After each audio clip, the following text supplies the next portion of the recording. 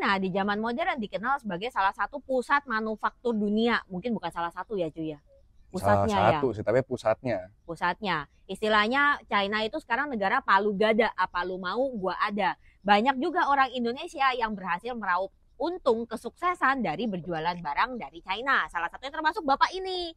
Nah, buat kalian yang pengen nyoba nih, gimana sih caranya memulai jualan barang Cina tapi kalian nggak tahu caranya, kita hari ini bakalan bagi-bagi tips dan trik memulai bisnis barang dari China. Yang setahu gue nih cuy, kalau untuk jualan barang dari China itu biasanya ada 3 jenis ya. Yang pertama itu adalah lu pergi ke wholesale marketplace yang grosiran, lu ambil barang dari situ kirim ke Indo. Yang kedua itu lu deal-dealan sama pabrik. Kemudian barang ini biasanya sampai Indo kan jadi branding ya. Dan yang ketiga adalah jasa titip. Kalau lu sendiri yang mana? Kalau gua itu sebenarnya menggunakan 2 yang awal. Gua ada trading di sana. Kedua, gua sama pabrik juga ada. Cuman proses buat lo nemuin pabrik ini sebenarnya panjang. Nggak serta-merta tiba-tiba lo datang bisa langsung ketemu. Kalau ketemu langsung sih hoki, bisa dibilang ya. Jadi apakah ada channel khusus yang harus lo lalui untuk bisa kenalan dengan deal-dealan pabrik ini? Lebih tepatnya harus pelan-pelan sih nyari sih. Karena pabrik di Cina itu bukan 1 atau 2 biji doang. Tapi pabriknya itu sangat amat banyak, dari yang home industry sampai yang pabrik kelasnya udah dunia juga ada. Kalau dari lu sendiri nih, yang tahu gua kan lu kan tradingnya bahan bangunan ya. Lu punya toko di sini yang khusus menjual untuk itu. Lu sendiri dulu perjalanannya gimana sampai nemu si pabrik ini? Wah, ini sebenarnya bisa dibilang setengah perjalanan gue cuma denger doang. Karena gue masuk di tengah-tengah nih.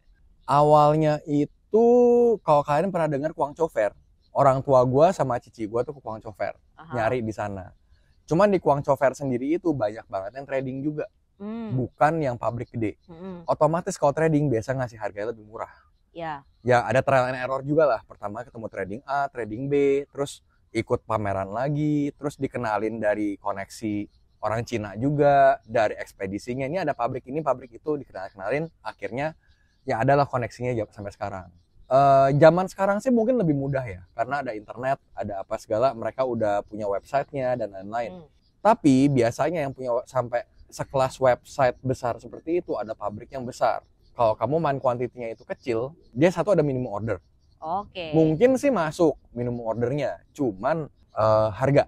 Berarti mereka itu juga harganya punya tayar dong, istilahnya lu pesan lebih banyak, harga lebih murah. Pasti. Nah, tapi ada yang unik dari perjalanannya gue. Pada zaman itu ya, nah itu tuh di Cina, di kota Yiwu tepatnya. Itu baru dibuka satu pusat perdagangan, di mana istilahnya kayak satu mall. Bayangin mall Kelapa Gading yang sekarang, dikali 5 kira-kira gedenya. Gedenya ya, bukan tingginya, gedenya. Itu isinya adalah wholesale semua. Ada pabrik, ada trading di sana. Di sanalah baru mulai kenal pabrik banyak juga. Yang gua tahu sih Yiwu itu sekarang di telinga orang Indonesia itu udah sinonim dengan kalau lu mau trading barang, lu tuh perginya ke Yiwu. Betul. Ke marketplace Yiwu. Karena di sana itu tokonya itu bahkan nomor tokonya udah nggak sampai ratusan. Belasan ribu ya Pak ya? Belasan ribu, bener. Kalau dulu ya cuma satu tempat doang tuh, satu mall. Walaupun itu ya udah gede ya minta ampun. Sekarang itu ada mungkin ada 3 atau 4 mall. Berarti kayak MKG 1, 2, 3 sampai 5 gitu. Tapi ini Yiwu 1, Yiwu 2, Yiwu 5. Betul. Dulu kayak gitu. Nah, sekarang ada Yiwu Mall 1, Yiwu Mall 2, Yiwu Plaza 1, Yiwu Plaza 2 kayak begitu. Banyak banget. Dan di sana itu barangnya apa aja? Lu cari apa juga ada. Ada jual tank nggak? Nggak sih kalau tank. Kalau ada gue juga mau pesan 1 buat ke Indo. Nah, yang lucu, apa namanya, pusat perdagangan seperti ini, Yiwu cuman salah satunya. Cuman yang paling terkenal adalah Yiwu emang. Karena lokasi dia cukup strategis. Di mana dia dekat sama pelabuhan, dekat sama pabrik-pabrik juga manufaktur yang lain. Berarti kalau misalkan lu ambil barang dari Yiwu ini sebenarnya kayak lu bisa nge-cut cost untuk pengiriman dong ke Indonesia? Sedikit bisa nge-cut cost. Cuman kalau kalian yang emang niat serius buat jadi pedagang besar di Indonesia, lebih baik cari ke pabrik tetap. Kalau misalkan dari Alibaba, sekarang kan Alibaba ini kan mereka punya AliExpress. Itu untuk yang lu beli barang satuan. Tapi mereka juga ada Alibaba yang lu bisa beli wholesale.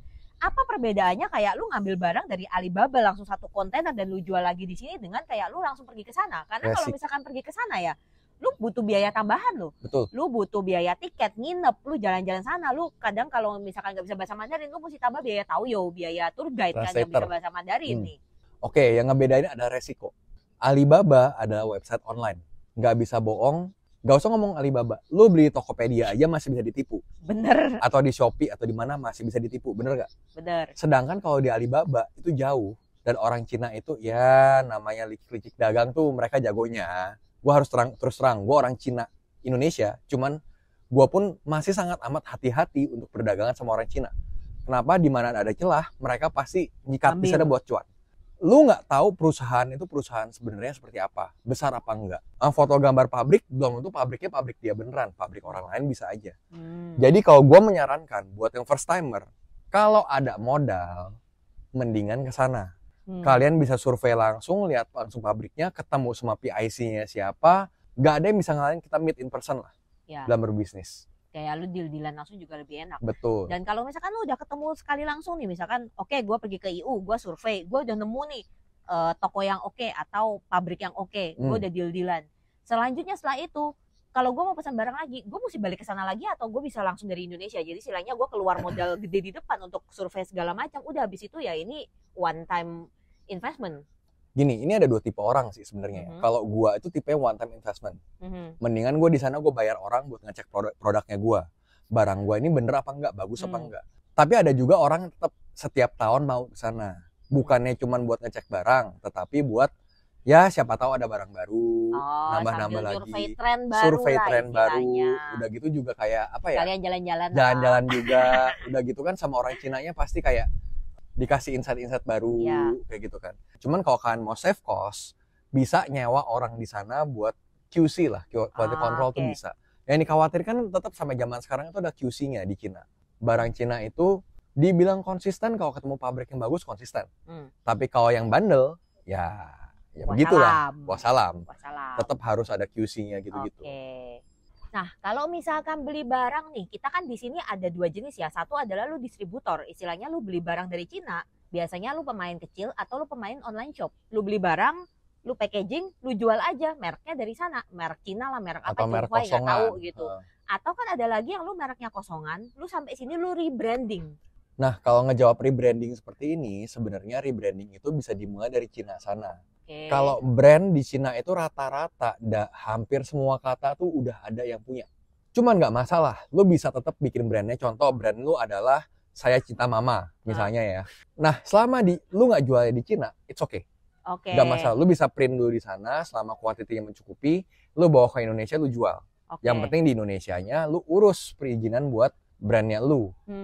Jadi ini bisa diurus di Indonesia dong, istilahnya kayak gue pergi ke apa sih yang ngurusin? Bukan Dirjen Pajak kan? Hak Cipta. Dirjen Hak Cipta. Gue mau bikin brand ini Haki. Gue mau bikin brand ini. Barangnya ini. Gue ngambil barangnya dari Cina. Dilulusin? Atau gue harus punya pabrik di Indo? Nggak masalah.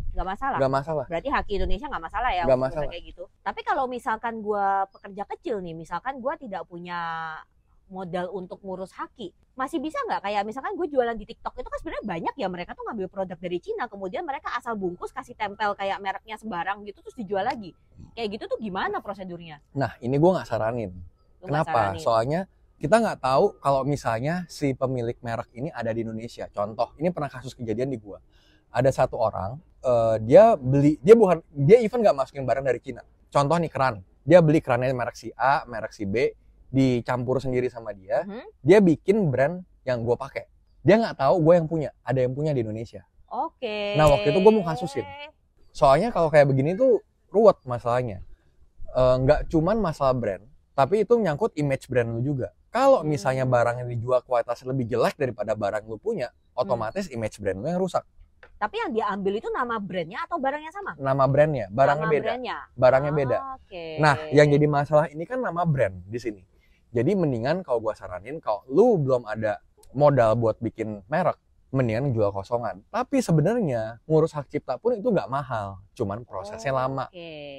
Buat ngurus brand itu, buat ngecek itu cuma berapa ratus ribu. Buat ngedaftarin itu sekitar 2-3 jutaan.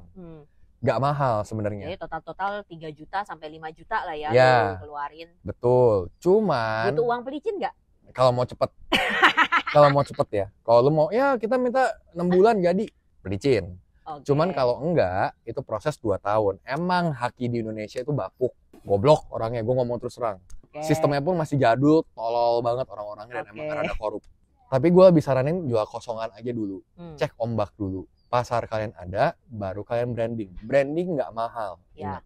Ini adalah investasi jangka panjang ya. Kalau Betul. misalkan lu mau main dalam waktu 10-20 tahun ke depan, mendingan lu urus hakinya, urus brandingnya. Kalau misalkan mau main jangka cepet cuman ngisi waktu, apalagi lu kayak ibu rumah tangga begitu ya, mendingan jual kosongan aja. Betul. Tapi kalau misalkan orang yang pakai nama brand lu nih, misalkan dia jual barangnya sama kayak lu, tapi dia jualnya kosongan, lu akan kasusin nggak?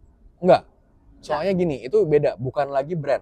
Itu bukan lagi merek, tapi itu udah desain industri. Kalau brand itu merek misalnya Coca-Cola. Ya kan, lu nggak bisa jualan minuman rasa cola dengan nama Coca-Cola, makanya ada Pepsi, makanya ada Bicola, makanya ada yang lain. Bener juga. Bener nggak? Iya.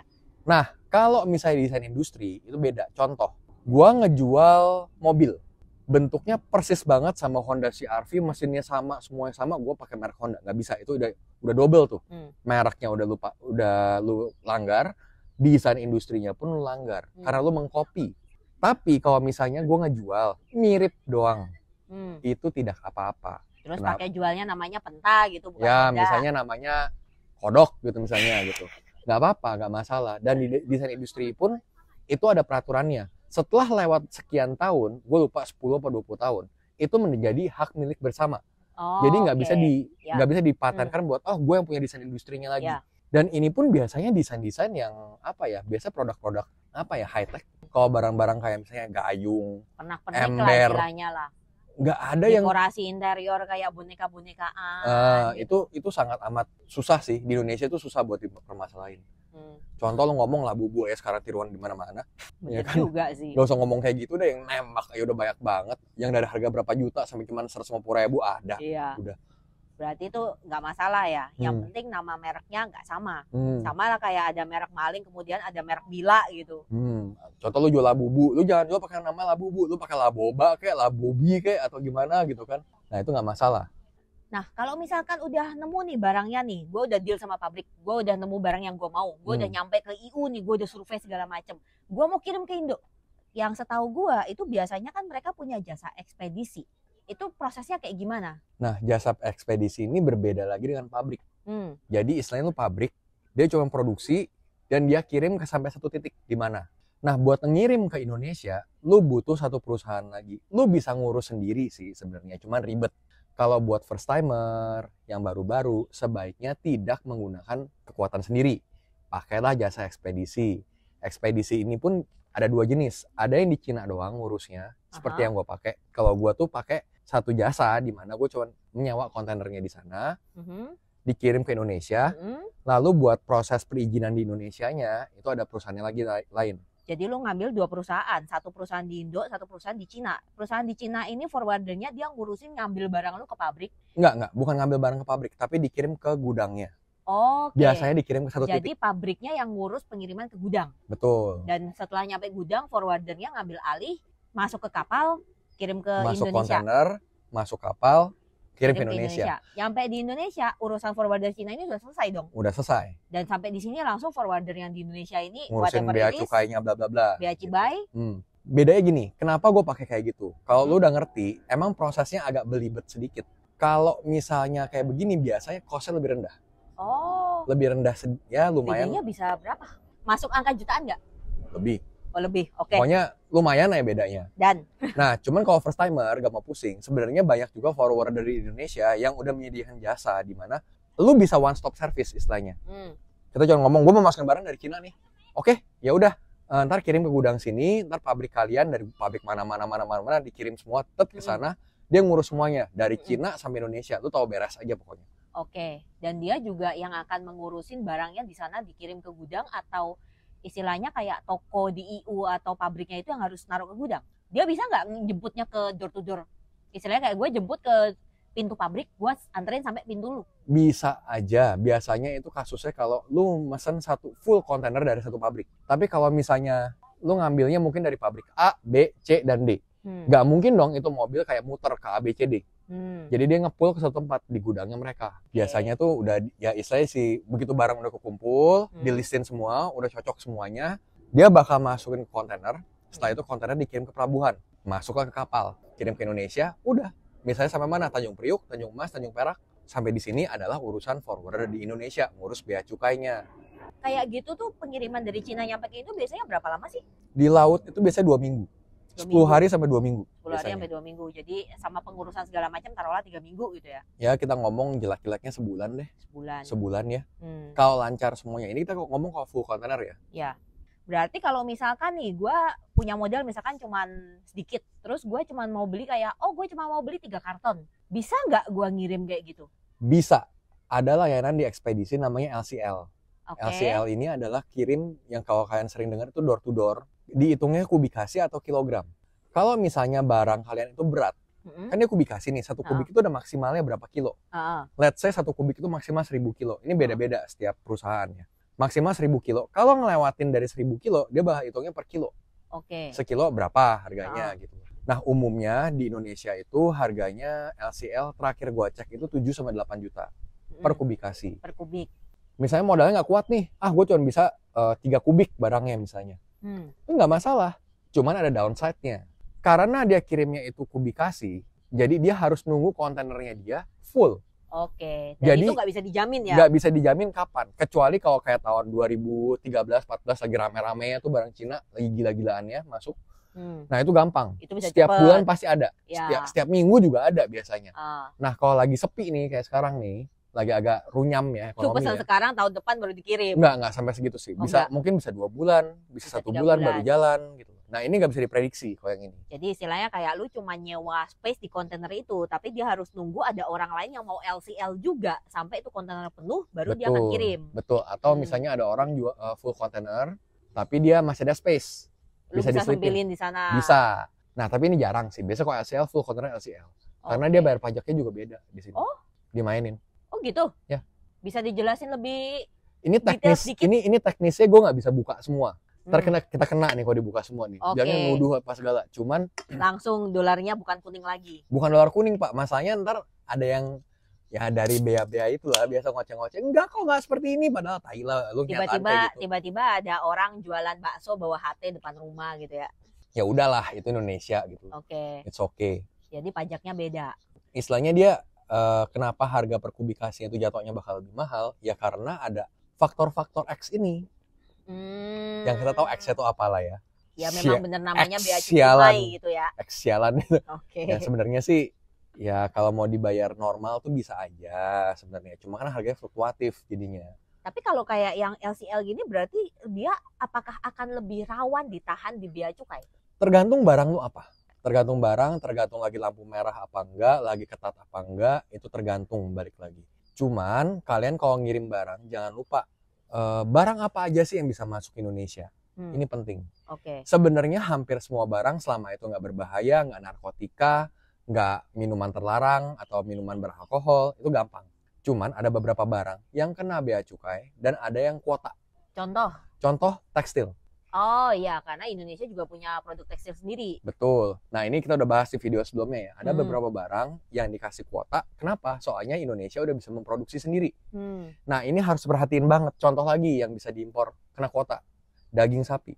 Daging sapi itu juga ada kuota Pak. I thought karena kita udah kebanyakan impor dari India. Enggak. Ada kuota juga. Nah itu kuota habis dari sana juga. Kenapa? Teman gue ada yang mau masukin daging sapi dari Jepang ya, A5 Wagyu gitu ya. Kena kuota. Nggak bisa masuk dia. Inilah sebabnya A5 Wagyu Jepang di Indonesia mahal. Enggak, emang dari awal udah mahal sih kalau itu sih. Udah diisi Wagyu dari India, cu. Which is itu Wagyunya nggak jelas Wagyu. Itu Wagyu kalau itu. Tapi kalau misalkan gue mau ngimpor kayak gitu, istilahnya kayak gue LCL. Even gue 1 kubik pun kan berarti sebenarnya bisa ya? Bisa. Nah, itu gue tetap perlu ngurus izin impor atau enggak? Kalau LCL, nih sama-sama tahu ya semuanya ya. Nggak perlu. Terus izin apa yang harus gue pakai ketika gue menghadapi bea cukai di Indo? Ya lu ngomongnya itu kayak lu beli barang dari forwarder. Itu ada macam-macam lah triknya kalau itu macam-macam. Cuman kalau gua saranin, kalau emang mau serius, bikin deh badan usaha yang benar. Soalnya perpajakan di Indonesia makin lama makin ketat, makin rese, makin ribet, yang duitnya nggak tahu kemana juga. Ya daripada kita dikutak-atik ya, mendingan ada pembuktian. Berarti sebenarnya badan usaha ini kan juga nggak perlu PT kan, istilahnya kayak gue bikin UD CV, atau gue bikin CV bisa. pun juga Perorangan bisa. pun bisa. Which is yang CV itu kan sebenarnya juga nggak terlalu mahal ya. Sorry, tapi kalau izin impor setahu gue itu minimal CV. Minimal CV. Perorangan nggak bisa.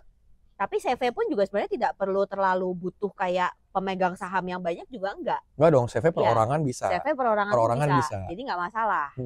Cuman yang penting lu harus punya badan usaha resmi. Sebaiknya ada badan usaha resmi. Lebih baik lagi kalau bisa ngurus izin impor, tapi kalau misalkan nggak bisa, banyak trik.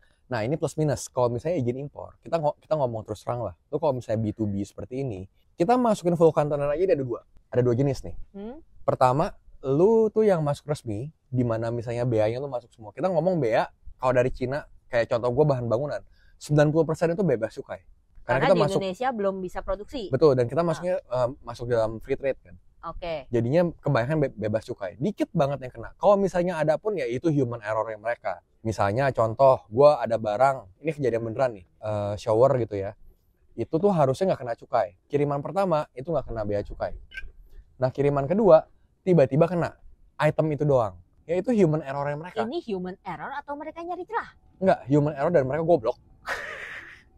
Sebenarnya bisa ngecek database dong.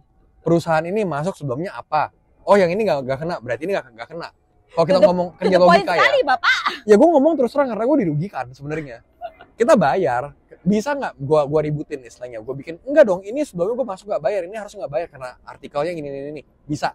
Tapi barangnya ditahan dong. Enggak, kita habis bayar ya udah keluar. Bayarnya bukan ke orang, ke negara. Masalahnya kalau lo mau ngurus gini, persidangan Pak jatuhnya Pak. It takes like 6 months, 7 months. Dan selama 6 to 7 months ketika lu ngurus itu, barang lu ditahan mereka atau lu bisa Enggak. Kita bayar dulu tetap. Lu tetap harus bayar dulu? Bayar dulu. Nanti di reimburse. Ya? Udah selesai persidangan, bayar lagi ya nggak tahu kapan. Di reimburse-nya entah keluar entah enggak. Nah, jadi mendingan bayar aja. Mendingan kalau gua sih udahlah bayar aja toh. Pokoknya rakyat kecil tidak bisa menang lawan negara. Intinya hitung aja kalau masih cuan udah bayar. Oke. Nah, itu ya tadi kalau misalnya resmi. Kalau yang nggak resmi itu namanya ada impor borongan. Ini gue buka aja di sini nggak apa-apa ya. Biar buka semua Pak. Gini, kalau borongan itu sebenarnya adalah kalian memanipulasi data dalam kontainer kalian. Ini orang pajak gak usah pura-pura goblok, dia udah tahu kalian semua pelakunya juga. Gue ngomong terus terang, orang kan udah tahu juga semuanya kayak gini kok. Plusnya apa? Otomatis kalian bayar BA-nya itu lebih murah. Jauh lebih murah, bisa 60% lebih. Bukan BA, PPN, PPH-nya. Oke. Dan kalau misalnya ada BA ya lebih murah jauh. Kelemahannya apa? Pajak kan masih makin ketat ya Pak. Lu buat bikin pembukuan lu aman, susah. Itu harus benar-benar kayak lu memanipulasi akuntansi lu dong. Betul, lu harus hati-hati banget, lu harus bisa bertanggungjawabin ini barang dari mana, kenapa harganya segini, apa segala, rentan banget kena cek pajak. Dan lu tahu ya kalau kena pajak ribetnya kayak gimana ya. Jadi kalau kalian nggak mau pusing, ya masuk resmi. Kalau misalnya dia bilang, gue pernah berapa kali juga, 2 atau 3 kali kena, barangnya itu dibilang gue belum bayar pajak. Tapi gue tinggal pembuktian terbalik aja. Oke, karena jadi, pembukuan lu lengkap. Jadi kita udah bayar nih gini-gini. Ini belum bayar nih, harus bayar sekian. Gue tinggal keluarin tahun berapa, barang gini-gini, keluar semua. Gue tinggal kirimnya. Gue udah bayar tanggal sekian, bulan sekian, nominalnya sekian. Termasuk dalam invoice yang ini. Jadi beres udah. Oh ya udah selesai. Jadi mereka nggak bisa ngapa-ngapain ya. Gak bisa. Istilahnya selama lu punya bukti tertulis hitam di atas putih, lu aman. Aman. Oke. Nah kalau misalnya yang masuknya agak resmi kayak begini, walaupun Anda punya PT, tidak menolong Pak. Kalau lu mau mulai usaha seperti ini, mulai dari kecil. LCL. Nggak masalah, LCL dulu. Coba dulu, pelajarin sampai kalian fasih masukin LCL kayak gimana. Naik level. Kontainer, kalian lihat. Kontainer kecil sama kontainer gede. Kontainer kecil emang lebih mahal. Cuman masih cuan apa enggak? Kalau masih cuan, kalian coba masukin kontainer kecil. Kalau udah bisa, udah fasih kontainer gede. Udah bisa lagi, lu mau 20 kontainer per bulan juga kalau ada modalnya lu kuat, silakan. Selama lu kuat dan lu cuan, silakan ya. Start small, kalau menurut gua. Coba dari hal kecil dulu. Jangan langsung, wah gua ada duit nih gak apa-apa, hajar gede. Tapi lu gak ngerti apa-apa. Ingat satu hal. Bubar. Riset itu yang penting. Riset market trend di Indonesia, riset barang-barang yang ada di sana, pelajari sistem kenegaraan kita karena negara kita tidak baik-baik saja. Ya, udah tau lah kalau itu semua lah. Kalau punya backingan gede lebih bagus lagi. Nggak jamin juga. Oh ya? Teman kita yang pejabat barang ketahan. Oh ya benar juga. Kita punya teman anaknya pejabat ya. Barang ketahan juga. Ketahan sampai terakhiran ketemu gue bulan lalu masih ngamuk-ngamuk ngomel barangnya ketahan di pelabuhan. Nggak jaminan juga kayak gitu sekarang. Jadi kalau menurut gua start small dulu deh. Ya. Untuk hitung-hitung ngumpulin pengalaman, ngumpulin modal. Dan ingat Ya ya, kan? kalau istilahnya kayak begini tuh kegagalan itu adalah pelajaran menuju kesuksesan. Jadi Betul. kalau lu gagal sekali, jangan patah semangat. Betul. Selama masih ada modalnya, kalau modalnya habis ya nggak bisa ngomong ya. Selama masih ada modalnya, coba aja terus. Yang penting dapat untung, jangan buat ngasih makan ani-ani. Yang bener itu. Yang kalau dapat untung tuh diputar lagi. Diputer lagi, yang Disimpan benar. buat kalau Disimpan. ada kecelakaan di masa depan gitu ya. Nah, digedein terus modalnya, diputer terus yang penting. Kalau misalkan gue udah ngirim nih, gue punya pertanyaan lagi. Ya. Itu barang bisa nggak dikirim door to door? Istilahnya kayak gue mau kirim ke rumah gue. Ya. Kalau LCL ya, misalkan gue cuma pesen 3 kubik. Bisa. Ya, rata-rata rumah pasti ada space untuk nyimpen kan? Ya. Bisa lah ya. Bisa. Ada biaya tambahan? Enggak, udah termasuk biasanya. Udah termasuk? Biasa udah termasuk. Kecuali kalau misalnya lu pelabuhannya bukan di Jakarta. Contoh, lu masukin mau ke Jakarta, cuman karena lu tahu prosesnya itu di beberapa pelabuhan di Jawa ini ada yang lebih nyantai daripada di Jakarta. Oh really? Oh iya. Pelabuhan apa Pak? Ntar gue kasih tahu, jangan di sini. Oke. Kalau misalkan mau tahu, bisa langsung DM ke Instagram kita. Yang penting ini info. Nah, maksud gue gini, bisa. Cuman paling lu narik dari let's say dari kota X gitu ya ke Jakarta, ya itu kena biaya. Mobil kan, soalnya nyewa mobil. Istilahnya tambahan biaya, aja. betul. Cuman dikirim tetap ke tempatnya lu. Oke. Gitu. Dan itu yang gue lakukan soalnya. Tapi lu kan istilahnya kan lu kontainer gede. Iya. Lu nggak mungkin simpen di rumah lu dong. Kalau misalkan gini. gue nggak punya space, gue bisa simpen di mana? Gini, kalau kasus gue kebetulan gue ada gudang. Oke. Jadi kalau gue nggak masalah. Nah, cuman kalau misalnya kalian nggak punya space nih, ya kan? Pertama, kalian bisa nyewa secara pribadi gudang. Nyewa Di pergudangan. pelabuhan kah? Nggak usah di pelabuhan, nggak masalah. Gini, ada 2 ya poinnya. Pertama, kalian bisa sewa gudang buat kalian sendiri. Contoh kan ada di PIK nih misalnya. Ada tuh yang pergudangan. Lu buat nyewa, naruh barang, bisa. Ya. Ini kalau kalian nyewa kontrak per tahun, misalnya. Oke. Ada juga contoh begini. Kalian sebenarnya barang bisa masuk semuanya. Cuman kalau kalian mobilnya masuk kontainer segede gitu, nggak muat jalannya. Jadi ya. kalian harus kirimnya per kloter. Dibagi satu mobil seperti itu. Taruh sementara di mana? Ada pergudangan di Indonesia, banyak sebenarnya. Cari aja di Google juga banyak, sewa gudang gitu-gitu. Per kubik berapa, per hari berapa. Itu bisa. Jadi istilahnya ngepool di sana dulu, nyewa space di sana, udah kita tinggal ngomong nih, kirim ya, satu mobil ntar gue kirim nih. Kita ambil barang, udah susun, ambil lagi terus. Itu juga dulu gue pernah lakukan seperti itu. Tapi kalau misalkan di pelabuhan sebenarnya harusnya ada dong yang nyewain pergudangan. Ada sebenarnya. Sebenarnya daerah pergudangan ini nggak cuma di pelabuhan doang. Dekat pelabuhan ada, yang nggak dekat pelabuhan juga ada. Masalahnya kalau dekat pelabuhan di Tanjung Priuk, Jakarta, itu rata-rata udah ya jarang lah pergudangan. Harganya mahal. Agak mahal. Nah makanya agak ya geser dikit lah. Terus kalau misalnya yang domisili kalian di Tangerang, otomatis mau nyawanya dekat Tangerang juga dong, ya kan, supaya transportnya cepet nih, ya kan. Ada juga? Ada, Tangerang pergudangan banyak. Jadi intinya kayak gitu, lu cuman tinggal nyari ada orang yang menyewakan daerah pergudangan di dekat domisili lu. Betul, gitu. yang bisa, misalnya buat ngepulin doang gitu, bisa. Ini pertanyaan terakhir nih buat calon penjual baru lah. Ya. Menurut lu jualan barang sekarang itu istilahnya di Indonesia nih ya, kita ngomong pasar Indonesia. Barang apa yang kira-kira chance-nya besar untuk diperjualbelikan sama offline atau online? Kalau chance market di Indonesia itu cukup besar. Kita punya penduduk itu ya masih top 5 lah ya. 250 juta, Pak. Ini kalau sensus 300, lagi mungkin 300 jutaan mungkin ya. Kalau sensus lagi nih. Terakhir tahu gua 280 ya. Jadi lu mau jual barang apa juga bisa.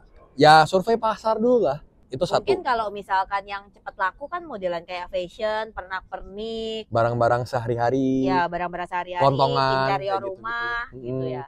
Kalau barang-barang lucu-lucu gitu, mainan. Barang-barang cewek. Barang-barang Kalau cewek. skincare dan makeup? Bisa. Kayak gitu tuh harus BPOM atau ada. PIRT? BPOM-nya ada. Enggak. Harus ada BPOM. Kalau PIRT doang nggak boleh? Nggak bisa. BPOM juga harus ada. Harus BPOM. Izinnya lebih ribet lah. Jadi gini loh. Untuk setiap barang itu ada ketentuannya sendiri. Kayak gue nih barang bangunan. Nggak semua barang bangunan itu harus SNI. Contoh, kalau lu jualan besi buat fondasi itu harus SNI. Ya. Karena itu urusannya vital, menyawa Pak. orang, Nyawa. Pak. Kalau gue jualan kan kunci. Kalau rusak ya nggak mungkin dong air nyembur orang mati. Ya. Ya kan? Ya itu nggak perlu SNI. Nah ini tergantung barang buat perizinan. Nah kedua, lu nanya tadi barang online atau offline jualannya. Ya. Ini balik lagi barang apa yang lu jual. Kalau bahan bangunan sih harusnya lebih cocok dijual Offline. di toko. Offline. Walaupun gue udah coba juga jualan online, ya buluk juga sih jualannya sih. Susah Really? jualannya. Ya susah Tapi jualannya. kalau kayak kunci gagang pintu itu banyak juga loh yang jualan online. Gini Pak, kunci, kita ngomong barang gue ya. Ini edukasi juga ya buat yang nonton ya, gue kasih tahu ya. Kunci itu nggak serta-merta lu lihat bagus itu ke atas bagus. Kenapa? Ketebalannya lu harus tahu. Bahannya apa. Kelihatannya full, tapi ternyata nggak full, kopong isinya. Itu ngaruh semua sama daya tahannya. Terus waktu lu mainin kayak gini, PR-nya kayak gimana? Enak apa enggak? Itu kenapa bahan bangunan, kayak gue barang-barang finishing, itu lebih sulit buat dijual online. Kenapa? Orang yang ngerti Mereka nggak pasti bakal mau lihat mau. langsung. Mau ngeliat langsung, mau megang langsung. Tapi kalau misalnya barang-barang, contoh gayung, ember, ya udahlah besi-besi juga gitu Lu kan. ngapain mesti lihat langsung, namanya plastik ya udah plastik. Iya, kayak gitu. Kalau misalnya kayak contoh yang kita pakai nih mic, orang nggak perlu lihat langsung, tinggal lihat brandnya apa, spesifikasinya seperti apa, lihat review YouTube-nya seperti apa. Kalau kunci itu nggak ada yang nge-review. Hai guys, saya mau nge-review kunci Clave hari ini. Clave brand gue by the way. Nggak ada tuh yang kayak gitu. Kita mau nge-review ya kunci dari Dexon gitu. Nggak ada. By the way, kunci gue nggak kalah sama Dexon. Kualitasnya kita lebih bagus. Promosi. Iya dong. Kan jalan lu gede udah.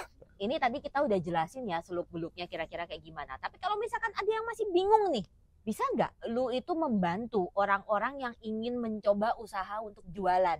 Nah, kebetulan banget nih, gue sama Ninik lagi ngebuka opsi seperti ini. Jadi kalau mau konsultasi, mau tanya-tanya, bisa banget tanya ke Ninik atau nanya ke gue.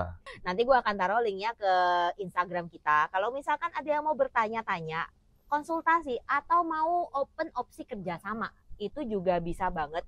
Karena kita kan, kebetulan kita itu dulu tinggal di Beijing lama. Adi itu udah kerja di Cina juga lama. Ya, udah udah urusan ngambil sama barang Cina itu lah. berapa tahun? Udah 10 tahun lebih. 10-15 tahun 15 lebih ya, tahunan. istilahnya udah katam banget lah urusan kayak begini. Bahasa Cina juga kita udah bisa. Jadi kalau misalkan ada yang membutuhkan bantuan atau ada yang mau memulai, kita boleh banget. Kalau mau konsultasi free kok, tenang aja, kita nggak akan minta bayaran. Ya, paling kalau misalnya mau ditemenin ke Cina, ntar kita baru ngomong lah. Itu Tapi kita baru kalau mau ngomong. naktir bir boleh lah ya. Maaf, kalau bir ini buat syuting doang sih. Kontraktir harus lebih mahal. Kalau kita. Tapi intinya adalah kalau ada yang mau nanya, jangan takut. Silakan langsung di kolom komentar bisa, langsung DM ke Instagram gua atau Instagram Adi juga bisa. Kita akan selalu bersedia membantu banget sama kalian. Dan episode ini adalah bagian dari serial Kehidupan di China Modern. Kalau misalkan kalian pengen nonton episode lainnya, kita waktu itu juga pernah bahas tentang barang-barang Cina sebelumnya. Bisa langsung cek juga di serial ini. Klik playlist yang tertera di layar YouTube kalian. Jangan lupa juga like, share, subscribe. Thank you for watching. I'll see you in the next video. Bye-bye.